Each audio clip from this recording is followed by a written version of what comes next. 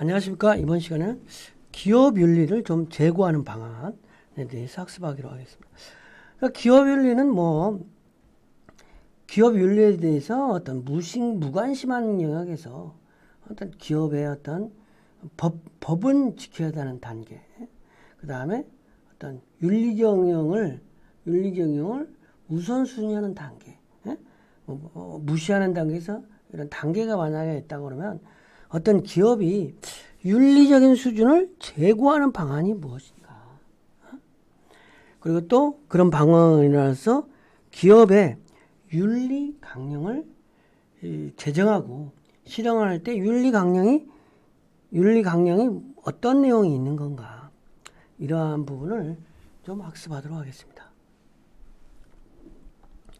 기업 윤리 수준 제고 방안은 그래서 어쨌든 우리가 기업 경영의 어떤 핵심 과제의 윤리가 대두가 된다라는 거죠. 이게 이제 사회적인 책임, 어떤 사회 공헌 이런 것과 함께 기업 윤리가 경영의 핵심적인 과제로. 그렇기 때문에 기업과 경영자의 윤리 수준을 제고하는 것들이 필요하다는 거죠. 예전에는 이익만 내면 됐는데 예전에는 이익이 조금 안 내더라도 계속 지속적인 성장을 위해서 어떤 윤리의 우선순위를 두자. 그런 풍조가 있는데 그러한 풍조로 가기 위해서는 어떠한 것이 필요하냐 이거죠. 최고 경영자가 어떤 윤리의식을 제공해야 된다. 문화가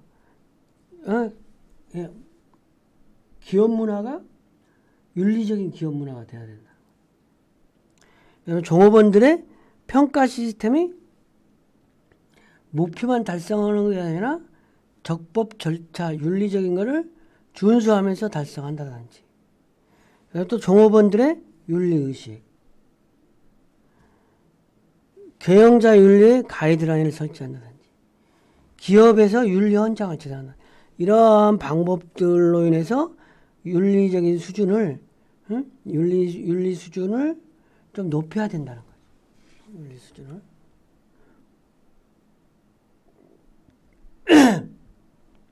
가장 중요한 것이 최고 경영자가 어떠한 생각을 가지고 있느냐이기 때문에 경영자가 윤리의식을 제고시켜야 되는 거죠. 왜냐하면 다 경영자만 보고 따라가는 거거든. 우리가 경영자의 뒷모습을 보고 뒷모습을 보고 따라가는 거야. 최고 경영자의 도덕성이라든지 철학, 윤리적 사고는 기업의 윤리 수준을 결정하는. 그러니까 부모님의 윤리 수준이 그 집의 윤리 수준인 것을 많이 결정하는 데 역할을 하는 것처럼 최고 경영자의 역할이 도덕성 이런 것들이 그 기업의 윤리의식을 나타내는 지표가 되는 거죠. 따라서 최고 경영자의 모든 의사결정에 있어서 윤리적 문제가 깊게 고려되고 조직 내부 구성원의 의사결정에 영향을 미쳐야 윤리적 성과가 크게 증진되는 거죠. 항상 변호사의 자문을 받아본다든지 최고 경영자가 스스로 솔선수범해서 윤리적 행동을 보여줄 때 조직 전체 윤리적 분위기가 형성되고 윤리의식이 높아진다고 할 수 있는 거죠. 당연한 거죠. 그 다음에 그 기업의 문화가 저변에 조직 문화로서 윤리적인 문화가 자리 잡아야 된다는 거죠.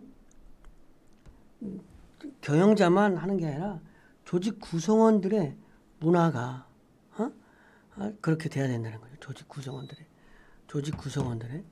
그래서 기업 문화는 조직 구성원의 의사결정과 행동의 커다란 어떤 규범으로서 작용되니까 기업 윤리 수준의 높고 낮음을 결정하는 조직 구성원 개개인의 도덕성보다는 기업 조직의 분위기, 조직 분위기가 다 부정하고 있는데 나만 부정하지 않을 수 없잖아요. 그죠?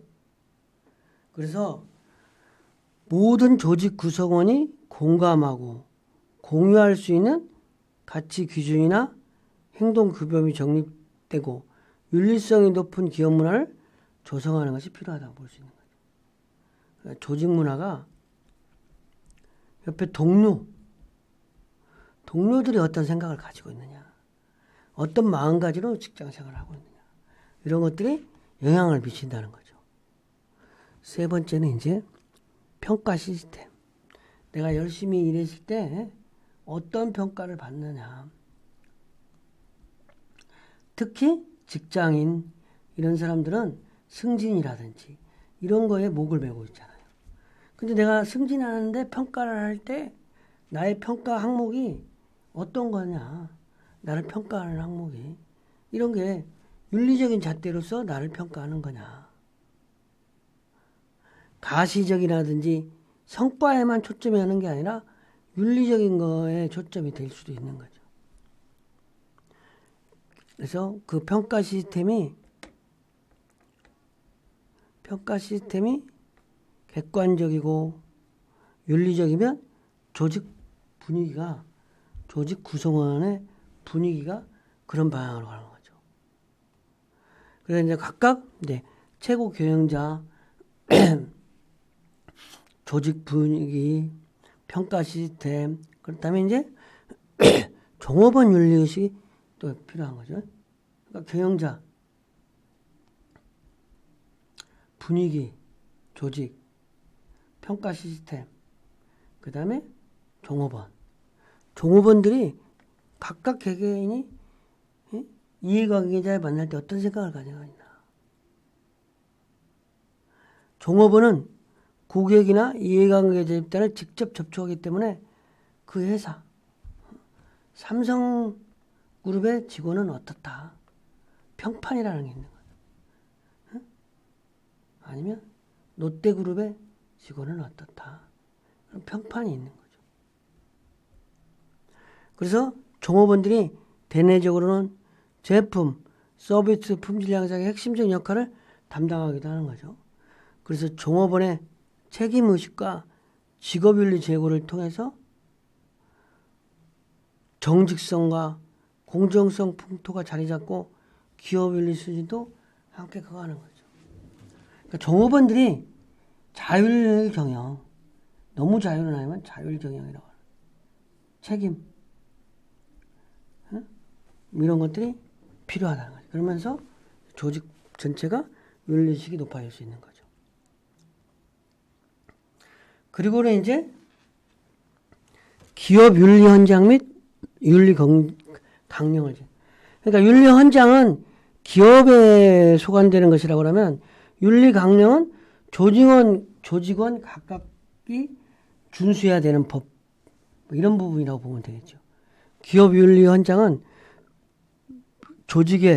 기업의 기본적인 가치관이나 신념을 표현한 기업 윤리의 기본 문서로서 어떤 기업이 추구하는 가치, 비전, 목표에 윤리를 좀 삽입한다는 거죠. 윤리 헌장. 근데 이제 윤리 강령이라고 하는 윤리 강령은 조직에서 구성원들이 준수해야 될 윤리 규범으로 실질적으로 일을 할 때 어떤 기준, 지침, 규칙, 규범 이런 것들이 윤리가 체화돼야 된다는 거죠. 윤리적인 것들이 실질적으로 체화돼야 된다. 이렇게 볼 수 있는 거죠.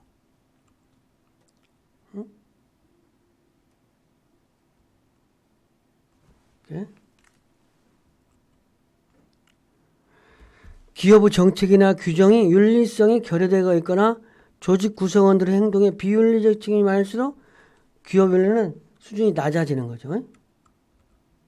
그죠?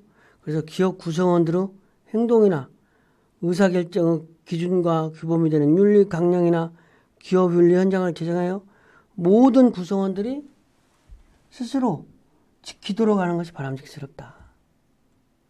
그래서 이제 윤리 강령은 뭐냐? 윤리 강령 보면 윤리 강령은 윤리 강령 그러면 강령 제정 이유 뭐 이런 것들이 있는 거죠. 그래서 뭐 보통 많은 이제 대표적인 표본적인 뭐 강령 사례에서 이제 가져온 건데 여기에는 기본 정신 미션에 해당되는 거죠. 비전, 선한 기업, 가치를 창조하고 기업 시민을 추구하는 어떤 기업이 된다는 거죠. 그리고 고객에게는 어떻게 하겠다. 종업원에는 어떻게 하겠다. 주주에는 어떻게 하겠다. 지역사회는 어떻게 하겠다. 경쟁자에는 어떻게 하겠다. 이러한 것들이 있는 거죠. 공정한 경쟁과 공평한 대우가. 그 임원들은 임직원 명예는 회사의 명예, 개인보다는 회사 이익을 우선시해야 된다. 그래서 정부나 정치, 환경, 국장교육, 처벌 이런 많은 곳에서 어찌됐든 윤리 강령을 제정해서 따르도록 한다는 거죠. 학습 내용을 보면 그 기업 윤리 수준을 제고하기 위해서는 최고 경영자가 첫 번째, 최고 경영자. 그 다음에 조직 분위기. 세 번째는 기업 문화. 네 번째는 평가 시스템. 평가 시스템. 다섯 번째는 윤리, 강령 및 헌장의 제정. 이런 부분을 통해서 기업이 윤리 수준이 높아진다라고 하는 거죠. 그런데 윤리 강령의 구성 내용을 보면 전문이 있고 기본 정신과 또 임직원이 어떻게 해야 되는 것인지 그리고 실질적으로 이제 고객과 종업원, 주주, 지역사회 경쟁자에게 어떻게 우리가 행동하겠다는 강령을 만들어서 이거를 준수하도록 직원들에게 어떤 규범으로 기준이 되는 행동 기준을 삼았을 때 윤리 수준이 제고된다고 할 수 있는 거죠. 그죠? 이번 시간 강의를 마치겠습니다.